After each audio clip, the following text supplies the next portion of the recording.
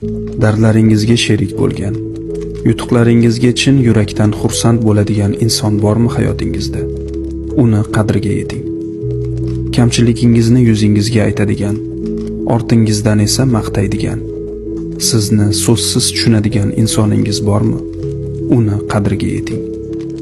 Yaxshi tanlovi bo'la turib, lekin yomg'ir ostida siz bilan qolishni tanlagan inson bo'lsa, uni qadriga yeting.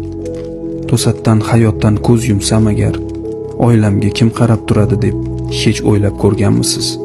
Shunda xayolingizga keladigan aynan o'sha insonni qadriga yeting. U inson do'stmi, turmush o'rtoqmi, akami yo ukami, yo boshqa insonmi bilmadim. Lekin u inson sizga yengillik uchun yuborilgan. Siz uchun yuborilgan. Sababchi qilib yuborilgan. Uni qadriga yeting.